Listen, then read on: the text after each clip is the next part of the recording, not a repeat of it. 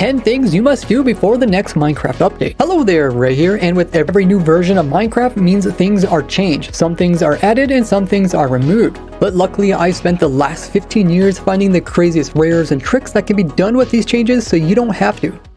The first rare that you want to collect in your world before updating is a discontinued mob. The way you make this mob is just by finding a skeleton variation that is able to pick up items, and then give the skeleton any type of sword. Because in the next Minecraft version, skeletons will no longer pick up swords, but instead will only trade out their weapon for a better bow. If you're really into collecting rares, you can also go for a stray variation of this, or even using the new bogged. But when it comes to the skeleton type, the Wither skeleton, they already have a sword, so they will only pick up a better sword than the one that they are holding. But if you're willing to upgrade your world to this snapshot here, you can actually get a Wither skeleton to pick up a bow. This is really unique and is the only time in the game that this is possible, and they even have this secret ability to shoot out flame arrows despite there being no flame enchantment on their bow. And after some more testing, I found another weird rare mob. And that is a zombie who is holding a armor that is stronger than the one he's actually wearing. The way you make these guys is you first give them a normal type of armor that is unenchanted. Usually a darker color is easier to see. Then the zombie will put it on, and then you give them an enchanted version of it. It can be any type of enchantment. I just put some unbreaking on this one. And then once you give it to the zombie, he's not going to switch out his armor like he's supposed to because this one is stronger, but instead he'll actually just hold it in its hand. This mob becomes discontinued because in the next update, as soon as you give them a enchanted version of the armor, what they're going to do is put it on, and then they're going to hold the unenchanted version. So if you look closely, you can see that there is a little enchantment on that piece, but there's no enchantment on this piece. And you can get this type of rare on any mob that can hold items in their hand as well as equip them on their body. Now you can also get it on a zombified piglin, but it's a little bit more complicated. First we have to get a piglin with a crossbow in a boat with the player and have him constantly try to shoot the player, because every time the piglin shoots, it does damage to its actual crossbow. So if we look at the damage here, we can see it says 48, and then after it shoots a while, if you check it, now you can see it's got damage 66.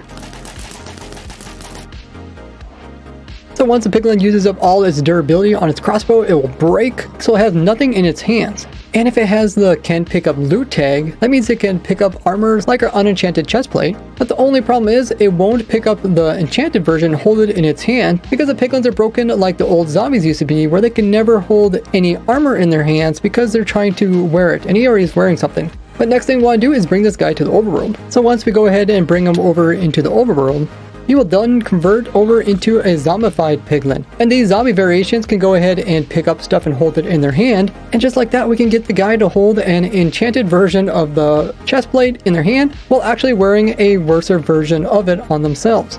As you can normally not do this with a zombified piglin because they're always holding a gold sword.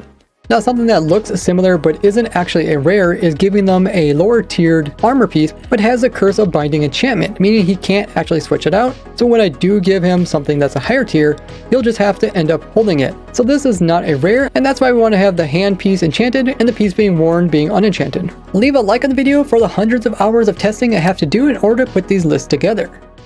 But besides things that become impossible to get, like the discontinued mobs, there is things that become harder that you want to take advantage of before updating. Like this trick of trading villagers without them ever locking up. Now this type of infinite villager trading trick was originally shown by us way back in early 2019, and only later was re-shown by other people, some of which did not give proper credit, and others even tried to take credit themselves.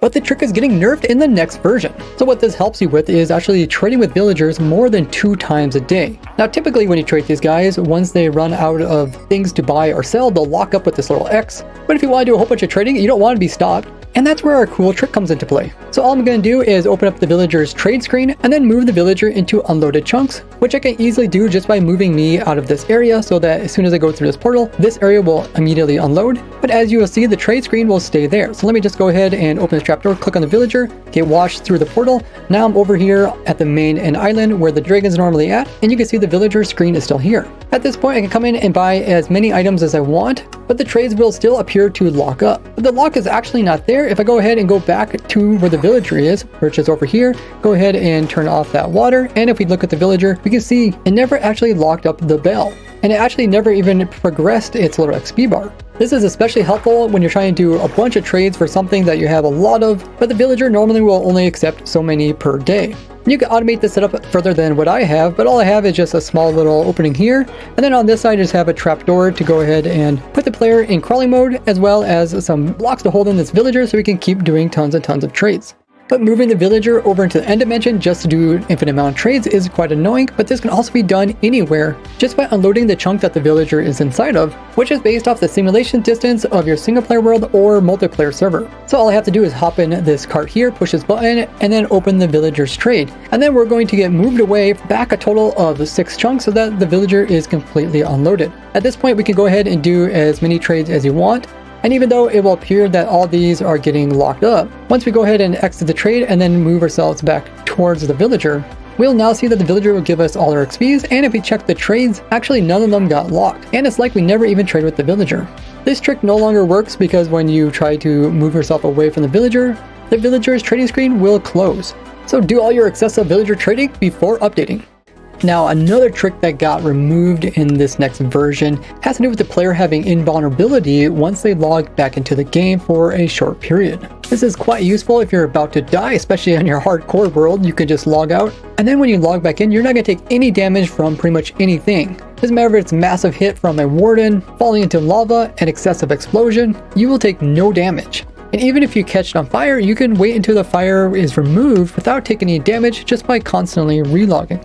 So make sure to tell your hardcore Minecraft friends not to use this trick anymore because they will definitely die now. Have you subscribed to the channel yet? But is there anything you should do now in order to prepare to get the new Pale Garden biome?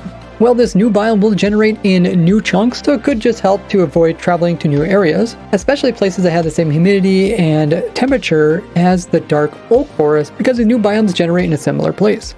But when the update does come out, you don't even need to come to this biome in order to get all the new types of blocks and items. That's because wandering traders will actually sell the flowers, the pale hanging moss, as well as the pale moss blocks, and the new sapling for these new trees. And you can take the wandering trader's open eye blossom and place it down during the daytime in order to change it into a closed eye blossom. The moss from the wandering trader can then be placed down, and then it can be bone milled in order to get more moss, as well as the new moss carpets, which can be bone milled themselves in order to make this little climbing piece of moss. And if you get 4 saplings from the wandering trader and place them down, and this will get you the new pale oak logs as well as the new leaves. And then the logs can be crafted down into all the new types of wood blocks and items. But one thing you cannot get is the creaking heart, because in order to craft it up, you will need to have a block of resin. And to get a block of resin, you'll need to have a creaking heart. But the trees that you plant by the player will never actually generate with any creaking hearts inside of them. So to get your first creaking heart, you'll have to come to the Pale Garden biome, hit one of these creaking mobs, and then that will lead you to where their heart is sitting at. And then once you have silk touched the actual block, you can then go back to your base and use logs with the creaking heart to spawn in your very own creaking mob, which when you hit it will then create resin on the nearby blocks, and then you can collect this resin clumps, smelt it into bricks, which can then be crafted into all the different types of blocks. You can even make automatic resin farm as I showed in this video here, and look forward to my upcoming block by block tutorial on it. Otherwise, you can actually get your very first resin from coming into a mansion and going into one of the chests, like the secret ones that are over here, and once you get 9 resin clumps, you can make the heart. But you'll eventually want to come to this biome because bone milling this biome gets you eye blossoms. So you could come in and build my automatic eye blossom farm.